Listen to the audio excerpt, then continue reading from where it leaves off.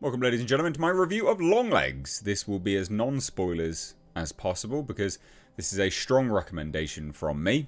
This is written and directed by Osgood Perkins, or Oz Perkins. It stars Maika Monroe as an FBI agent, Nicolas Cage as the titular Longlegs, a serial killer. Interesting. And Blair Underwood as Maika Monroe's FBI agent boss.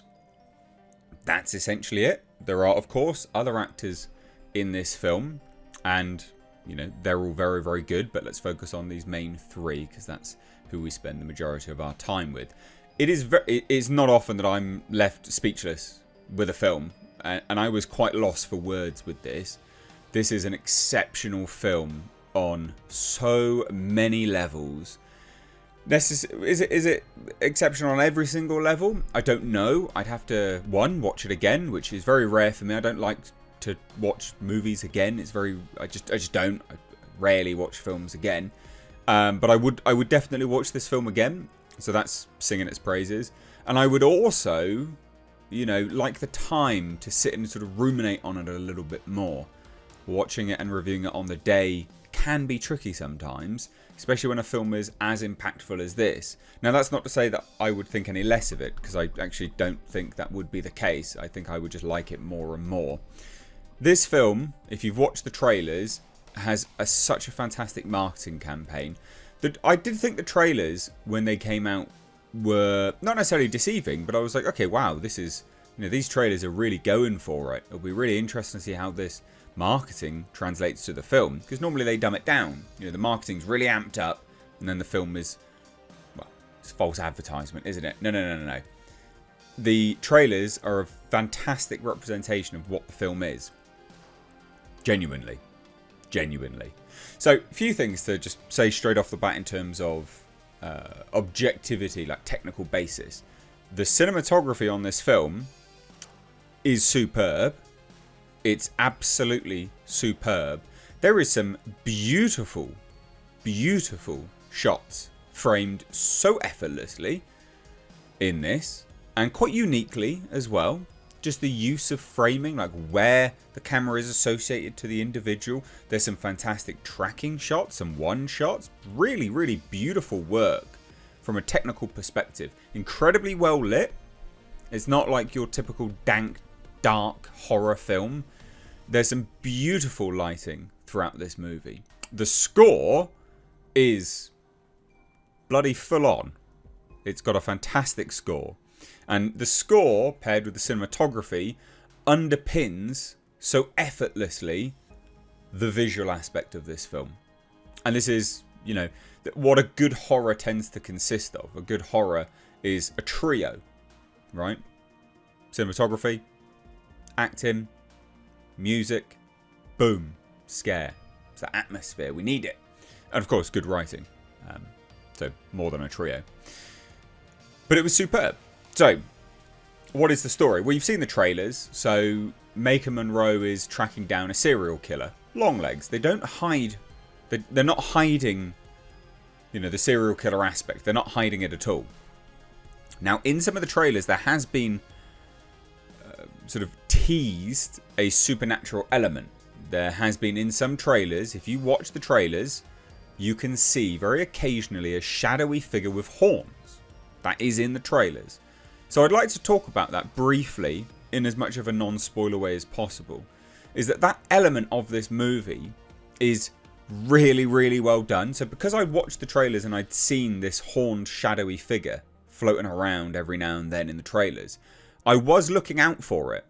And there are some blink and you'll miss it moments where this shadowy figure thing appears in the frame, in the shot. But it's so great. And again, it underpins that sort of just wicked sense of dread that you get in this movie. Really, really well done. So anyway, like I said, Maika Monroe is tracking down a serial killer, Longlegs. Trying to decipher his code and this sort of mystery surrounding this figure. Nicolas Cage plays Longlegs. Maika Monroe is an individual which I'm not hugely familiar with. I'm aware she's done stuff. Don't at me down below. I'm aware. But she put in such a great performance as this incredibly troubled FBI agent. And we learn, obviously, throughout this movie why she's troubled, which I think is, is obviously the core heart of this story. And I think it works very, very well, actually. The supernatural elements, the sort of magical, satanic elements, occultist elements of this film are done really well. They're not so on the nose that you would liken it to like an X-Files, and it's not so disenfranchised or disconnected and tangentially there like it would be in, say, like a Hannibal Lecter type style movie, right? This is quite well done. It's there just enough. It's there. It's not so on the nose that it's a little bit slapsticky. I think the supernatural and occult elements work great in this movie. They're very, very, very, very good. Nicolas Cage's Longlegs. Great performance. Great, great, great performance. Funnily enough, I did actually bump into a subscriber at this screening. And there's a whole story about this whole screening overall, which I'll probably tweet about. But I bumped into a subscriber on this, and he said something as we came out the cinema, the theatre. He said exactly the same thing that I was thinking, was that Nicolas Cage, it's very rare to look at a Nicolas Cage performance and movie and not see Nicolas Cage. Now, Nicolas Cage in this has obviously got quite a lot of prosthetics and makeup on him. Hair, makeup, prosthetics, etc. But the performance, the mannerisms, the sort of manic nature of what he's putting on screen does genuinely make Nicolas Cage step away from this character of Longlegs. And you are seeing just this character of Longlegs. You're seeing this individual. You're not seeing Nicolas Cage, which for someone like Nicolas Cage, that's so hard to do. It's so incredibly hard to do. Really, really, really hard to do. Because it's Nicolas Cage.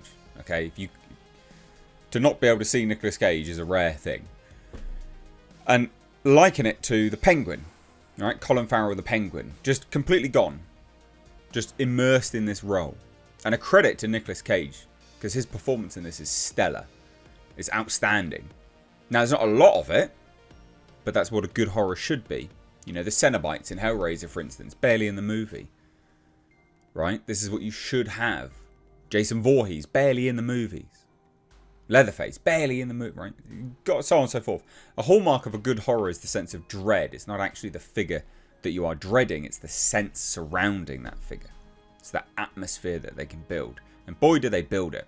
Blair Underwood does a great performance, actually. I'm not really familiar with this actor. Blair Underwood, I'm not massively familiar with him. But great performance. There's quite a nuance to it. There's a nuance to all of these characters, actually. Longlegs, again, like I could do a whole video just on Longlegs.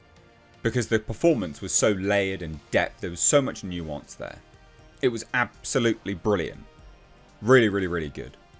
The motivations are there, albeit, the ending of this movie, or at least the sort of overall motivations and how they wrap it up. Don't worry, I'm not going to go into spoilers. I'm just talking about it all. I personally think that they revealed just enough for everyone to be like, okay, I've got a good sense of why things happened and why people did what when they did them. But they leave just enough there to make you question whether what you've been told and what you see actually is the reality. Right? And I think that's a really, really good way to do it. Some people were complaining prior to me watching this movie, some of the critics and things, were complaining that one, they revealed too much, or two, they didn't reveal enough. And I think actually Osgood Perkins did a really, really good job of treading that line. And it is a thin line to tread, but I think he did a really, really good job. So, is this a modern day Silence of the Lambs? You know what? I'm going to say probably. There is enough gore in this to keep the gorehounds happy. There's enough scares in this to keep the sort of the scarehounds happy. But there's also enough mystery thriller to keep everyone engaged and enthralled. And there's also enough story to keep most people engaged and most people enthralled. This, I would say, is, yes, the modern day Silence of the Lambs. It's well worth your time to check out. I would 100% watch it in the theatres. And the reason why I say that is I think you have to see it on a big screen with the best possible sound system. We talk about screens, and yes, they're great. But the sound system in this would, you benefit from a fantastic sound system whilst watching this movie. Now, is it scary? I don't think any movie's scary as an adult. Let's be honest. If you're getting scared as an adult, there's something going wrong with you. But is it unnerving? Yes. So I guess by proxy, some people would find it scary. Anyway, strong recommendation from me. Genuinely, please do go out and watch this movie. I couldn't recommend it enough. Anyway, there you go. That's my review. If you've seen it, I'd love to hear your thoughts down below. Please do hit that thumbs up button. Please do share the video. Thank you so much. Take care. Bye-bye now.